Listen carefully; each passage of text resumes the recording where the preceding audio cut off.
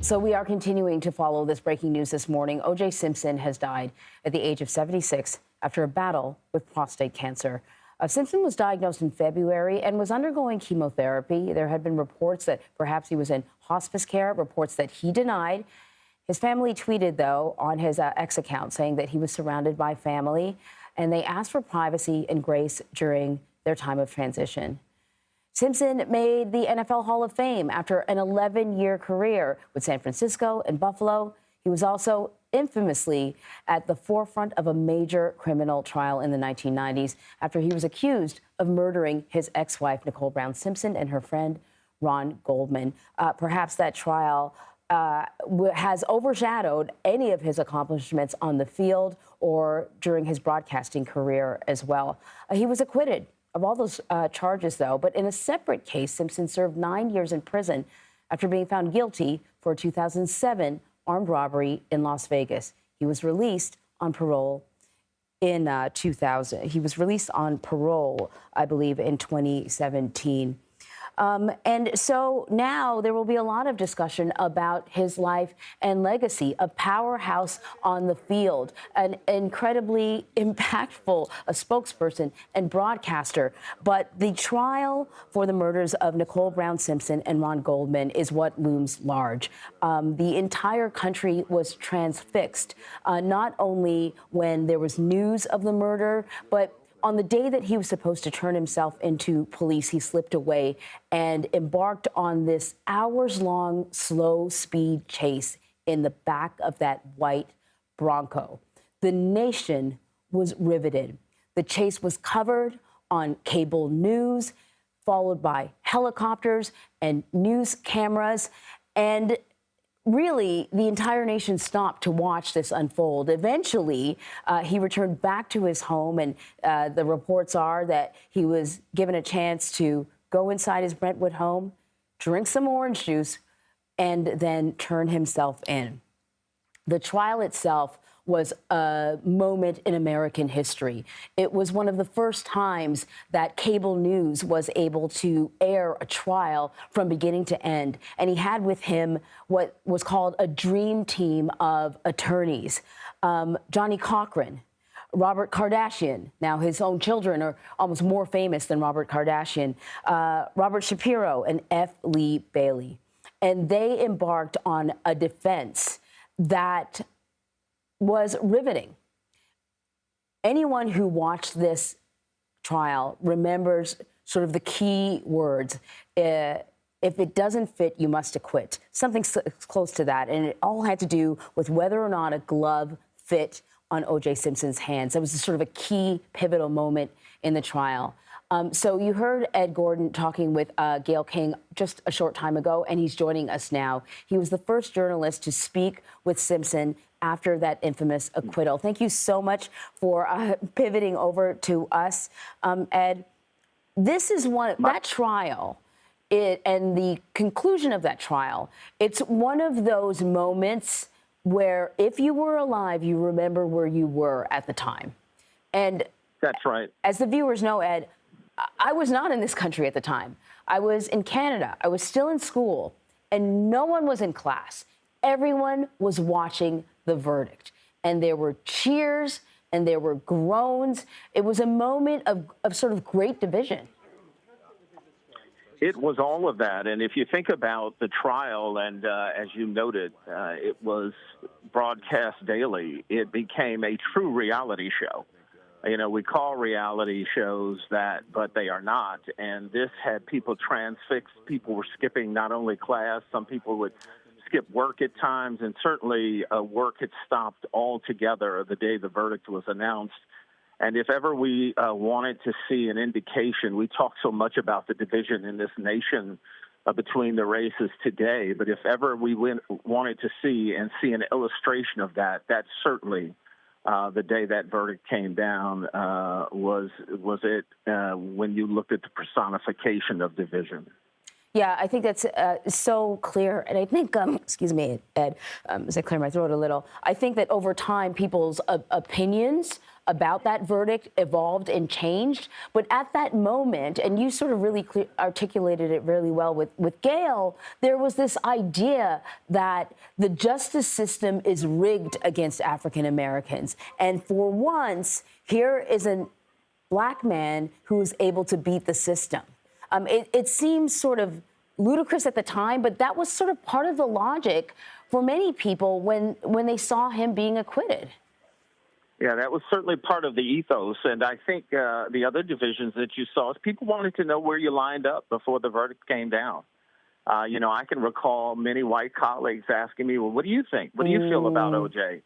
It was a real sense of, quite frankly, the idea of, are you for us or are you against us? And it was that simple for them. And so, again, we don't want to lose sight that two people lost their lives in all of this in a gruesome way, and it's very sad, and we still all grieve and pray for those family members. You never get over something like that, even after all of these years. But we also have to remember that the Simpson family, certainly had a rough go of it. His children had a rough go of it after the fact.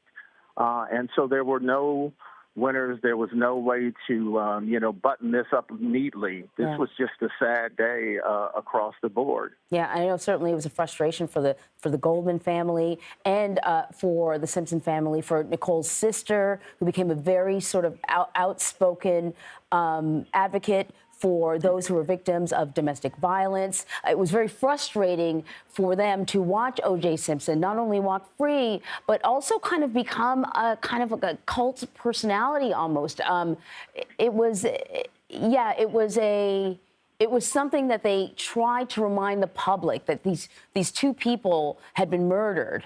But as time went on, there was increased distance between the horror of the crime and this sort of character that O.J. Simpson became. Ed, I want you to just sort of hang on a little bit because I want to bring in CBS News legal analyst Rikki Klieman. Rikki, were you? I think Court TV, this kind of put Court TV on the map. Were you working for Court TV at the time? Not only was I working for Court TV, Anne-Marie, but I was specifically hired in order to anchor the O.J. Simpson case. So that was the beginning of my television career. And the first appearance that I had on Court TV was at the preliminary hearing. And then during the course of 1995, was in Los Angeles with the late, great Fred Graham to anchor the case for Court TV. Then I also followed on television for Court TV the robbery trial that later happened in Las Vegas. And then finally for CBS did the parole hearing. So he has really been part of the arc of this second career for me after practicing law. I think that there can be no doubt, as the previous commentators have noted, that the day of the verdict was a day of reckoning in this country. And we really saw the difficulty of the race divide on that day. When you were present for those many months in Los Angeles, watching the trial all day long, commenting, analyzing the trial, you had a different feeling when you were watching it on camera than when you had a moment where you were allowed to go into the courtroom and realize the charisma of this man. He would be brought in from his holding cell, and there are those people, and they're very few indeed, who have something about them that the room vibrates from them. And of course, the infamous moment at the trial that I think none of us could ever forget, every viewer in the country who saw it, was the day he tried on the glove and that the glove did not fit. And of course, it created Johnny Cochran's brilliant closing argument, if it doesn't fit, you must acquit. We knew, Anne-Marie, that I would say Fred Graham and I knew that there could be no doubt that after the jury had deliberated for 4 hours on the first day and then said that they had a verdict, and that the verdict would be announced the following day, it had to have been an acquittal because they could not have possibly sifted through all those months worth of evidence to come up with a guilty verdict. So we were up on the scaffold, and when you looked down, there were demonstrators all over the streets. It was a bit of a circus, a carnival, people wearing O.J. Simpson masks, having T-shirts already with if it doesn't fit, you must acquit. And what got lost in that, which goes back to your previous guest, what got lost in that was the horror of the crime. What got lost in that was the anguish of the victims' families and the people who were so invested in having O.J. Simpson convicted. Keep in mind one other fact in my soliloquy here, if you will, that this was one of the first cases that was televised nationally where the defense, in great part, was that O.J. Simpson was framed, that the glove had been dropped by a police officer named Mark Furman to frame O.J. Simpson, that the blood had been carried by a Detective Van Adder and brought back to the crime scene because he didn't log it into the property office. There were all kinds of factors that could have led to the not guilty verdict, including the prosecutor's decision to try the case in downtown Los Angeles instead of in court in Santa Monica, where they would have had a very different jury. I'm so glad that you brought that up, Ed, that you brought that up, Rikki. And I want to pivot over to Ed to add like a little more kind of historical context, because, you know, Rikki brought up Mark Furman, and that became kind of a whole other conversation about the LAPD, about the relationship that the LAPD had with the African-American community. And I think that also added to the feeling that many people, many Black people felt about O.J. Simpson's acquittal. I think it's important that we note that both can be true. As we look back historically on the way that the crime scene was handled, Van Adder and the others, and certainly the baggage that Mark Furman brought to the table, you know, all became part of the mix. You know, if it were a Hollywood movie, people would say, well, that's just way too much. Yeah. And so certainly the dubious relationship that the LAPD had with African Americans over the years had to factor in people's thoughts of, you know, it being believable that some of the things that were whispered about that possibly could have happened, a frame up and the like, could not be dismissed easily. And so all of these things, you know, the confluence of everything that happened really made this what it was. It was a phenomenon. It was an extraordinary time for this nation, and quite frankly, much bigger than simply the trial. It really was. And Rikki, I want you to talk a little bit about, you know, O.J. Simpson was the central figure, but it was like everyone else involved became these larger-than-life characters as well. Mark Furman, certainly one of them.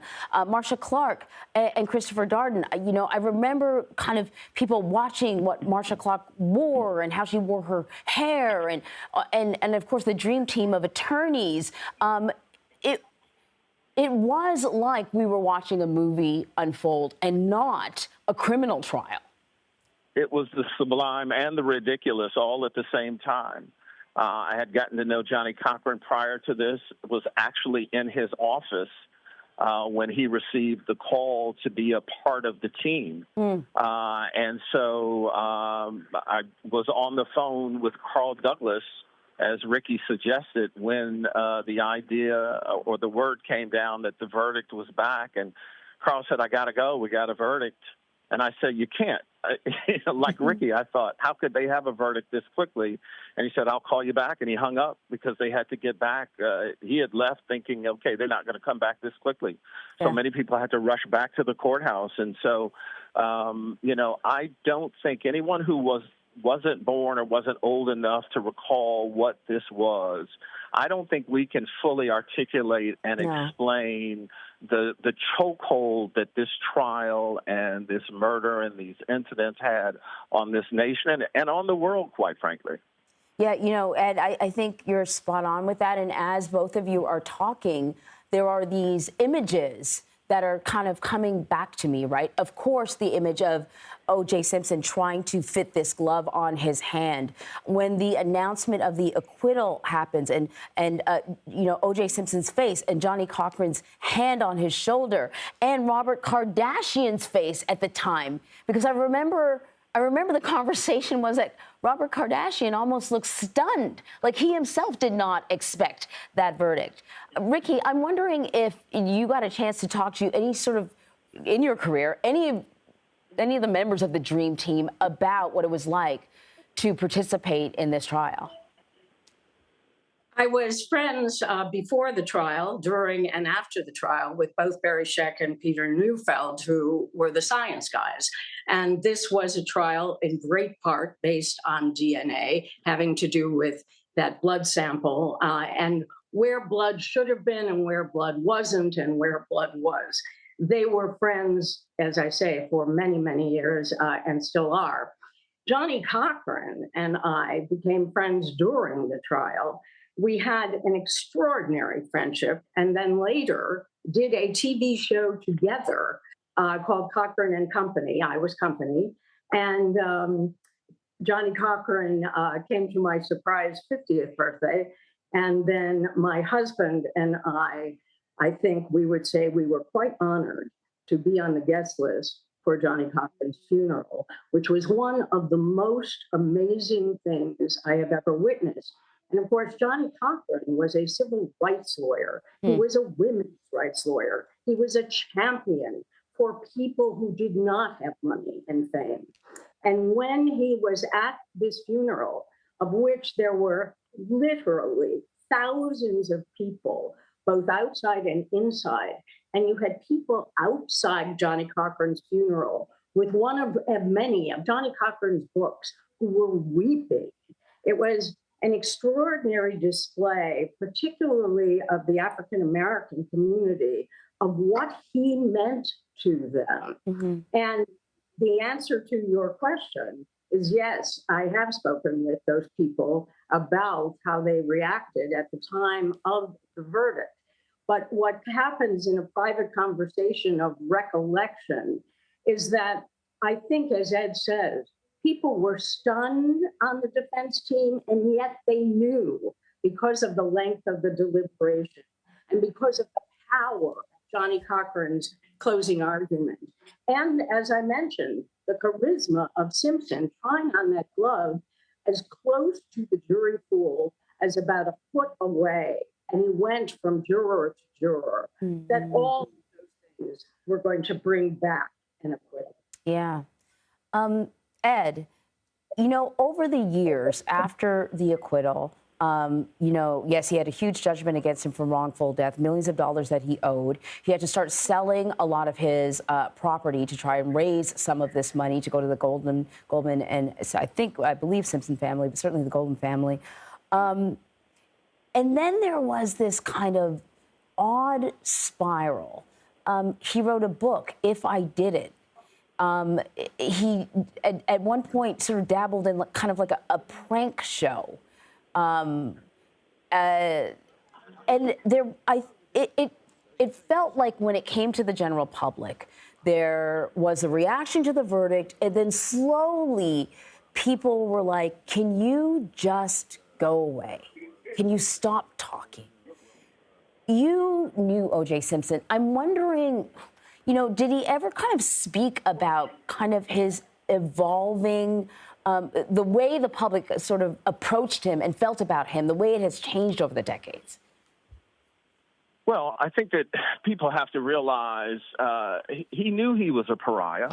And when we think about the idea of some of the things that he did after the fact, there was a need for him to also make money. Quite frankly. And so some of the things that many people saw as in poor taste or dubious, some of that was simply that he felt like it's not like I'm going to get a corporate job. It's not like people are going to look at me. And he told me this. We were looking at doing another interview with him, and I sat down at dinner with him to try to convince him. And he said to me, it's not like people are forgiving me for this. It's not like the justice system in this country says if you go through trial and you are presumed innocent at that point, at least the verdict came down that way, that you should be allowed to live your life. And he understood that did not apply to him. Why do you suppose, though, and for many people, he would have been treated as a pariah, but for many people, he was still somewhat of a celebrity. How was he able to hang on to that? Well, I don't think it's him hanging on to it. I think it's America's obsession with celebrity. And as I said to him at dinner, because people were coming over asking for his autograph, and this was, years after the trial, and he talked about still being famous. And I said to him that night, you realize that it's more infamy than fame now. But either way, you still get the adulation or at least the attention from people. And I think that was less on O.J. He treasured being a celebrity before this. He certainly did not mind it. But I would say that I think speaks more to people than it does O.J. Rikki, I want to talk about another personality that was kind of forced into the spotlight, the judge in that case, Lance Ito. And I'm trying to recall sort of how I felt about him at the time, but I think he received some criticism, which is inevitable when you're dealing with such a high-profile case. Lance Ito is really the primary reason why many states and perhaps the federal system as well has tried to keep cameras out of the courtroom. If anyone was enamored with celebrity at the time, it was Judge Lance Ito. And one of the clocks that we would keep track of at Court TV was the clock of how many minutes per day that court was actually in session with the jury, and how many minutes per day Judge Ito was in his chambers having conferences, that's a kind way of putting it, with celebrities. I remember the day, for example, that Barbara Walters came to court, and so he invited her back, and they had conversations, and everyone is waiting for the trial to continue on. He was really fascinated with his own celebrity. 3 or 4 more minutes. So interesting. You're bringing it all back to me now. I want to bring in one more voice for us. Bring in Entertainment Tonight co-host Nischelle Turner. She's joining us now on the phone. Nischelle, we have been talking about O.J. Simpson's life, but, inevitably we're talking an awful lot about the trial, not just the crime, but also the cultural moment that occurred during this trial and the evolving cultural character, I guess, of O.J. Simpson. It's sort of hard to sum up, and it's really hard to explain if you weren't kind of really paying attention back then, because the way people have felt about O.J. Simpson has changed radically since, his time on the football field to now his death. Yes, absolutely. I mean, you think about that trial, I think it was watched by about 150 million people on Court TV. And that was, in the inception and really cemented Court TV and what courtroom, playing out on television, what that looked like for us. It was the public's fascination with it. I'm actually watching, video of this trial on television right now. And it was so fascinating at the time because, yes, we had this figure who was beloved on the football field and then also had made his mark in Hollywood. I mean, he, was in several Naked Gun movies, and he was in the Towering Inferno, and he had all the Hertz rental car ads of O.J. running through and jumping over, things in the airport. All of those things is how we saw him, and we saw him as a beloved figure. And then here you had this just incredible shift, and we're all seeing this play out in front of us on television, and it became also a bit of why we are such a voyeuristic society, and in Hollywood as well, because we were consuming all of this on a daily basis, and no one could get enough. No one could get enough of seeing this. It's so true. And, we talked a little bit earlier with Ed about how divisive this trial was, how it was a moment in time when, it was a moment in time when the LAPD was under a lot of criticism for the relationship that it had with African Americans. It just seems stunning when I think about how there were cheers when he was acquitted and how that changed over time. But can you kind of bring us back to, you know, how you were feeling or how people felt when that acquittal came down? I remember where I was. So I was a college student, and I was working in a retail store when it was handed down, when the verdict was handed down, and I remember just silence because I was also working in a place where there weren't a lot of minorities, and it was just silence. But what I remember distinctly was that split screen of people watching. And there were people, I think it was like in Inglewood, and then there were a video of people somewhere else, and it was like black people and white people, and just the dichotomy of the two reactions. I still remember that's burned into my head of how when you saw the community of mostly minority people, there were cheers, and then the community of white people, they were sitting stunned. And you're right, that sentiment has changed over time, but it was all part of what the division was in the country at the time, because we had seen, the Watts riots, we had seen the 92 riots in L.A. from Rodney King, and we had seen like these images of police brutality and what people felt like how black men had been treated. So then here you have this black man who may not have been connected to the black community and of his own doing and of his own, saying, may not have really been connected to the black community at that time, but the black community still felt like he's one of our own, and they connected to the police brutality part of it and what they saw as an injustice in a lot of ways with the system, and they connected to OJ in that way. And so we saw all of that playing out. And I remember even conversations within my own family, how people were split. And how, some people would say, oh, he didn't do it, he was set up, because we also saw Mark Furman, who, a lot of people in a lot of ways feel like won that case for the defense in his actions and his words and what he was doing. And people really did feel like the police had planted evidence. But then on the other side, you saw people saying, guys, let's be logical here. Look at all of this evidence, and why is he on this, why are they chasing him? And also remember that day of the low-speed chase with the Bronco, the NBA Finals were on the air at that time. And it really, there was a split screen on television of the NBA Finals in a picture-in-picture and the OJ chase, and they didn't really know what to do. Do they air the NBA Finals or do they air the OJ chase? I mean, it was such huge news at that time.